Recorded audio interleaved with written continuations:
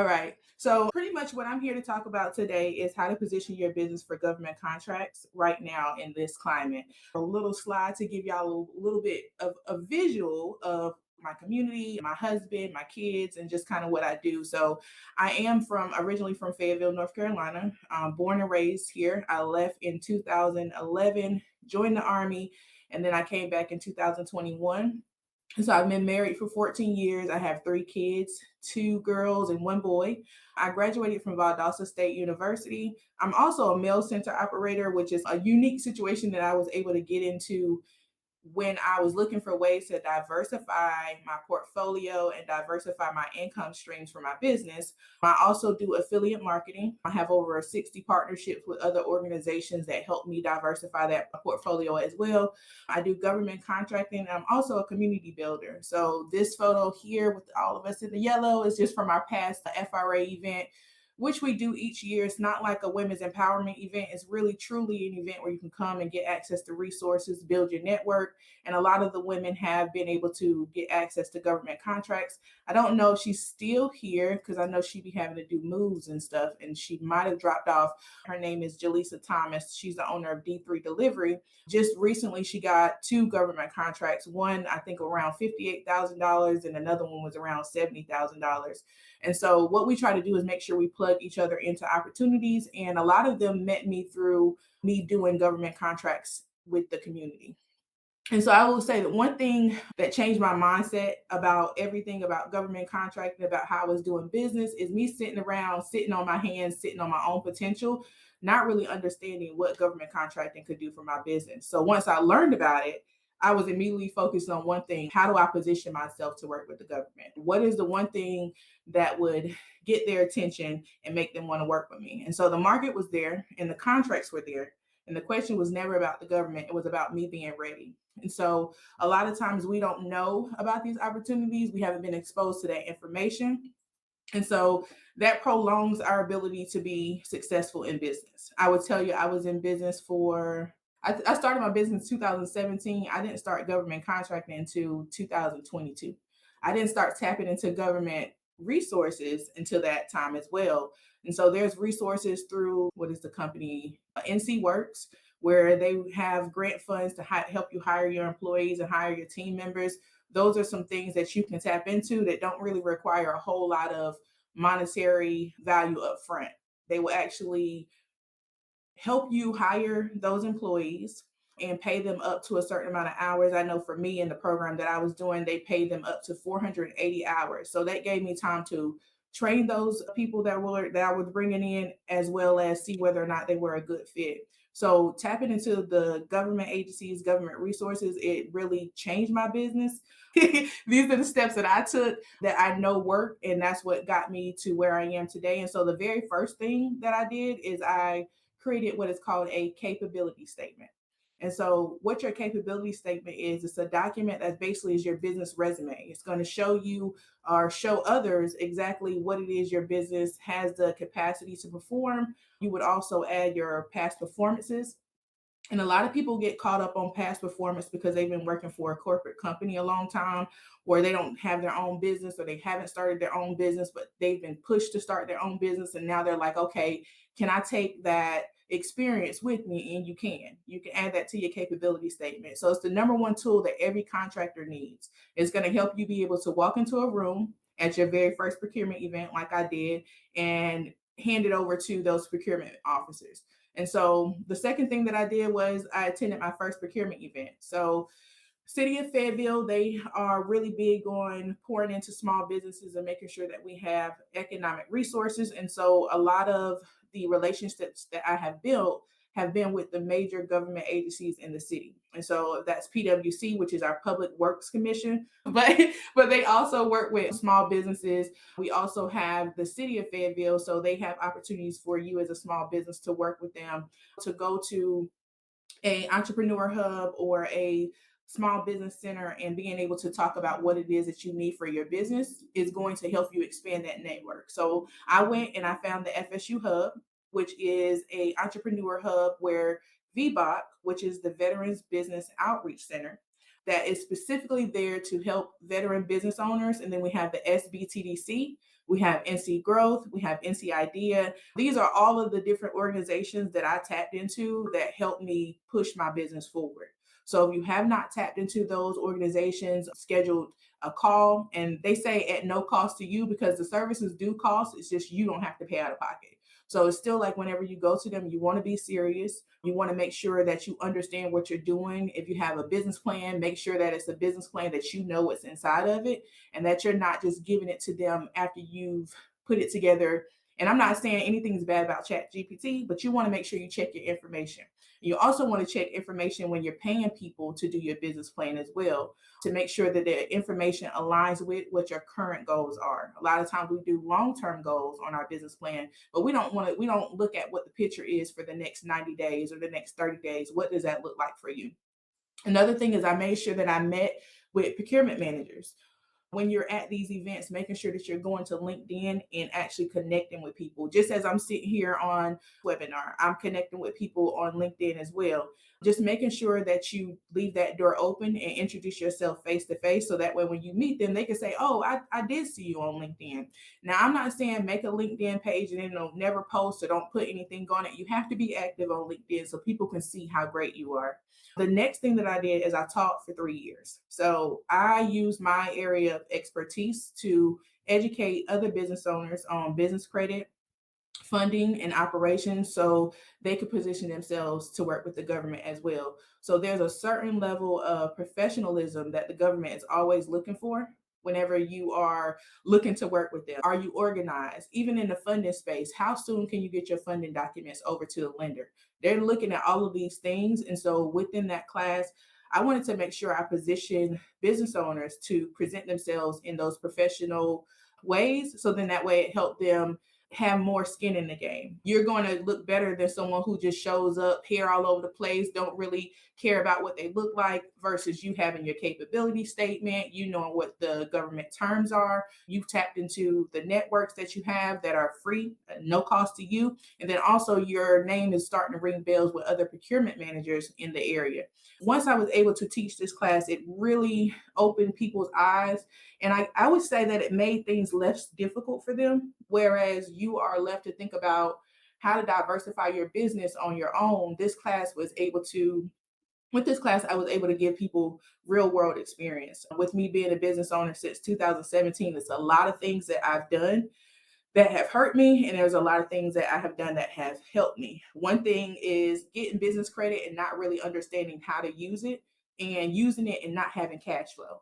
That was the biggest thing, and that caused me to lose around $50,000 in business credit that I could have used to do something else. Everybody was just saying, hey, get $100,000 in business credit, but nobody was telling you why you need the business credit, how you can use it, and how you can make it work for yourself. And so that's what I wanted to make a mission and a goal for that class. It was actually called the Capital Catalyst Cohort at first, and then it was changed to the Financial Fitness Program. So that was one of the ways that I was able to perfect how I show up and also make sure that my program was accessible, because one of the things that I was really big about is I have services that people need, and not everybody can afford my services. But if I could present these services to government agencies and they have it in their strategic plan or they have it as an initiative, then they're going to pay for it as long as everything aligns. And so as you go into building out your program and building out the services that you want to offer the government, don't think that it has to be something that's already created, because this was a program that didn't exist before, but it was a need and they were able to bring me in. So think about what you can create for the government based on what you already do and what you've already done, collecting as much data as you can using different systems. And so one of the things that I use whenever I'm talking to clients or I'm working with people is I record everything. So I use Fathom as my note taker. So it goes in and takes notes for all of my calls that I do on Zoom. I also use a tool called Scribe, which is SCRIBE. That is a step-by-step tool that would help me build out SOPs for my processes. I also use a CRM system. And so with the CRM system, gathering this information to be able to say that I've helped people get access to over $1 million in funding. I've helped them raise their credit score over 900 points. I wouldn't have had that data had I not had some kind of system or something to collect that information. And so making sure that I'm sending out those forms and those surveys to get that kind of information is going to be really important. And so I'll tell you the CRM that I use currently. I do offer done for you services with the CRM, but it's something that you can definitely explore on your own. It's actually called GHL. And so GHL is a all-in-one platform. And as we go into this presentation at the end, you'll be able to text me and you'll be able to get all this information. But this helps me be able to centralize my business, put it into one place. And with this platform, I can run up to 3 different businesses out of this one system.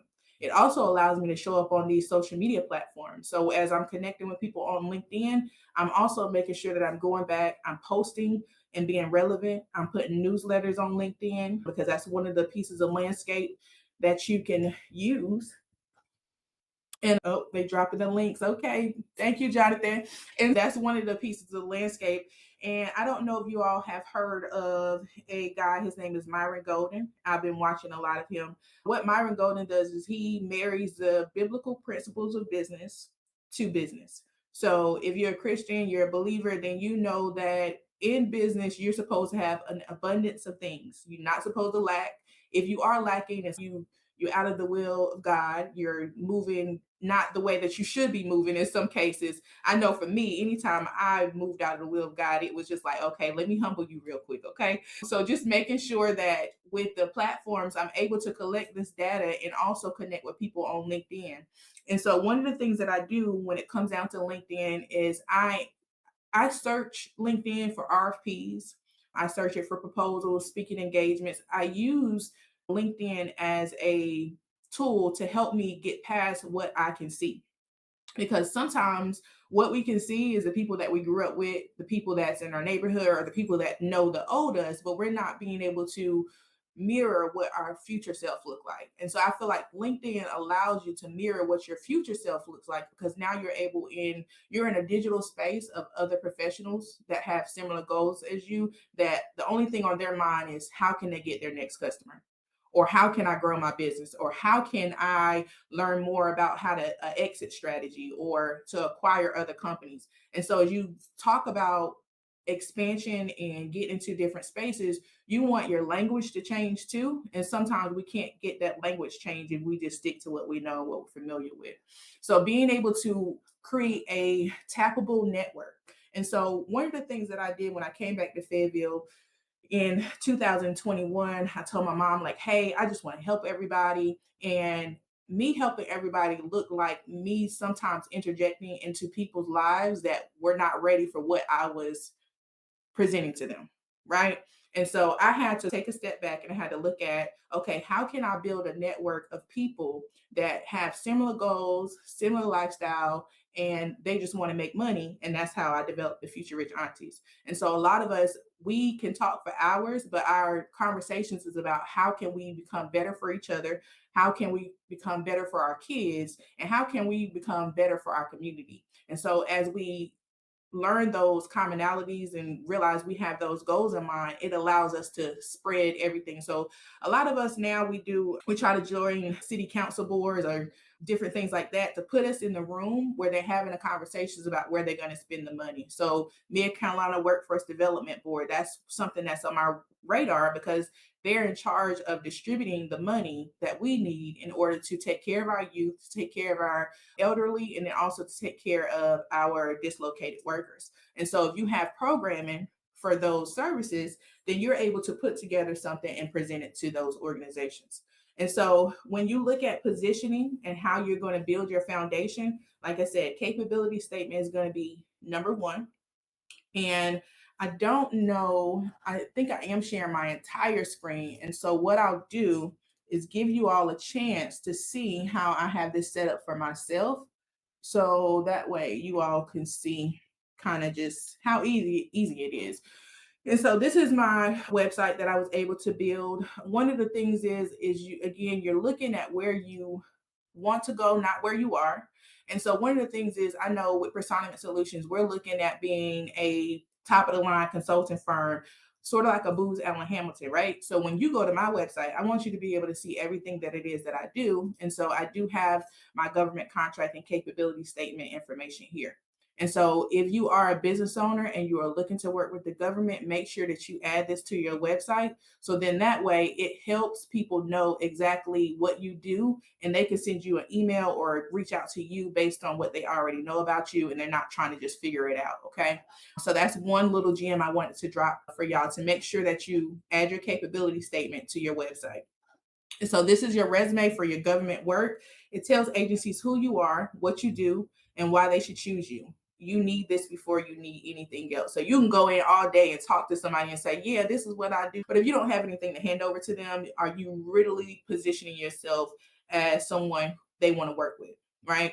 And then procurement events. So when you look at different procurement events, typically are placed on Eventbrite. I search there a lot for different networking things. There's a lot of stuff in Durham. I'm jealous, but Fayetteville, we catching up. And so these are where relationships are built. So sitting at home researching won't get you contracts. Being in the room with the decision makers will. And so I'll tell you how I got here to be on this webinar with y'all. Is I reached out to Nicole on LinkedIn and I'm like, hey, can we set up a meeting? She didn't know me and I didn't know her. But ever since then, we've been working together, doing different things. She was a speaker at the Future Rich Aunties one year, and she has since helped a lot of our community members with different things as far as positioning them and partnering them with NC Growth. And going to these events allows me to build those relationships with people. And then also, they can vouch for me if I ever need a reference or I need a referral, because a lot of times for government contracts, you're going to need references. You're going to need people that can speak for your work ethic, how you show up, and those kind of things. And then knowing what your NAICS code is. And so that's government buyers search by code, not by name. So if you don't know your codes, you're invisible. So you need to know exactly what kind of business you have and getting registered with sam.gov and knowing what your classifications are. What I want to make sure is that I explain to you all what NAICS stands for, because a lot of times we say it and it's like we skip over it and we never break it down. So it stands for North American Industry Classification System. So it's a standardized way to classify businesses by their primary economic activity in the US, Canada, and Mexico. So everything that we do is tied to economics. It's tied to improving our livelihood based on the knowledge, the resources, and the access that we have. So making sure that you understand exactly what you're doing when you are building your businesses, and then also making sure that you are not doing it just because it's something you want to do, but you need to make sure you have I don't know what I'm trying to say. Make sure you have the resources to move it forward. And so the teaching advantage and how I was able to move along in my, I would say, government contracting world so fast is I positioned myself as a facilitator. I was able to talk to the community college and all these other places to let them know what I knew and how I could teach businesses. And so that allowed me to get into those spaces, whether it was through virtual teaching or in person. And so why I taught entrepreneurs for 3 years and what it did for my business, I became the expert. Right. So teaching business credit, funding, and operations made me the go-to person. That authority doesn't come from a certificate, it comes from service. So people know that I do a little bit of everything, right? But the way that I've been able to position myself now with the Delimate framework, which Nicole talked about a little bit, the framework built inside of it is everything business credit, funding, and operations. So as a business owner, you have to go through that framework in order to, I would say, by the end of it, get your full circle moment. And so D stands for delegate, and making sure that you understand the importance of building your team and passing on responsibilities when you are, because I know that he asked about working in the business and on the business. So just being able to really see what you can hand off. And I actually wrote a book about it. It's right here. I don't know if y'all can see my camera. I did write a book about that. So y'all will be able to see that too at the end of the call. I'll be sending you all a link. And so one of the other things is that as you begin to get into this space and you're teaching people and you're telling them about your services, your students become your referral network. So every entrepreneur I taught remembered who showed them how to position for government contracting, and that's a warm network ready to buy, right? So even though with the classes, the government was paying me to come in and facilitate these classes, it was also an opportunity for me to build relationships. So then that way people can come back and say, hey, okay, now that I have this in place, is there something else that you can have that you can help me with? And you also learn more by teaching because you also get to hear other people's experiences. You get to hear their shortcomings, and then it helps you be able to refocus how you're approaching the presentation. So explaining the process out loud forced me to get crystal clear on my strategy. If you can't teach it, you don't know it well enough. Okay, so networking that actually works. So what I did is I connected with every speaker on LinkedIn during the event, not after. I joined procurement events and business summits intentionally. I found NC Growth and NC Idea by going outside my initial network. Again, like I said, I'm in Fayetteville, North Carolina. These are organizations that are outside of Fayetteville. And NC Idea Engage is an organization that allowed me to, for the past 2 years, they gave me grant money to host my events. And so I would have not learned about NC Idea if I had not went to Durham. So nobody here was talking about it. And then also introducing myself directly to procurement managers and expanded my services and tapped my network for visibility and exposure. One thing that I heavily focus on that we often forget because we are so, again, we can see, we only focus on what we can see at times. But if you look at digital real estate in a way where it's physical real estate, then you will be able to break outside of the barriers that you're currently in. So digital real estate looks like having a YouTube channel, having a website, having every social media platform that you can sign up for, but also having a system that will allow you to touch those platforms without being all over the place. And so when you think about digital real estate, one of the other things is having a book or having a way for people to learn about who you are before they actually meet you. And so by the time the opportunities came, I already had relationships. I wasn't starting from zero, I was starting from trusted. And so every event was infrastructure, not socializing. I'm looking at who can I meet, who can tell me yes, because I don't want nobody to tell me no. That's how I went into every situation. I don't want to talk to the managers. I want to talk to the directors or the VPs or people that's at the top. Okay. And so organizations that help me grow, again, NC Growth is a funding and business support organization. So NC Growth supports entrepreneurs with capital access and growth strategies. And so you can go here for funding opportunities and business development resources. They'll be able to tell you who their partners are. Then we have NC Idea. So NC Idea has grants and innovation. They have a micro grant. They have I think it's like a bigger grant. And then they also have a NC Idea Engage grant that's up to $5,000. You don't have to be a nonprofit, but let's say you're doing something for entrepreneurs. You could put together what your narrative looks like, and then you could present it to them. This is a rolling grant that they give you every 60 days, or you can apply every 60 days, or at least 60 days in advance of your event. So there's no limit on how many times you can apply. You just have to make sure that you provide what is called a grant report. So then that way they show that your event was successful. The other thing that I did is, again, procurement events and business summits. Even if that's creating my own, I have my own magazine, I have my own blogs. So I say all that to say, don't wait for people to create opportunities for you. You are in a space, in a world where you can create whatever you want. One thing I would give you an example of that is I had someone that I was working with, and she was a photographer. And with her being a photographer, a lot of times we just have one set price, or we say we're going to have a maternity shoot, or we're going to have a proposal shoot or something like that, but we don't prepare for organizations. So a organization reached out to her and they wanted her to do their pictures.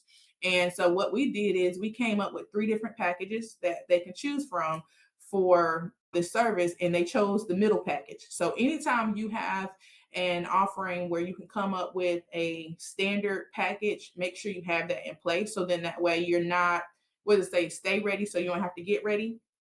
And so she was able to present herself and work with that company. And now she's been working with them for about 2 or 3 years now. She's the go-to photographer for all of their pictures and headshots when they have new students that come. So Fayetteville Cumberland Regional Entrepreneur Hub, that's a free consulting service. And y'all can take a screenshot of this as well. One thing that I would do, I'll take a screenshot of it, maybe put it in Claude or Chat GPT, And if you've been talking to those AI tools a little bit, then it's going to help you see how these organizations can fit you and how it can help you.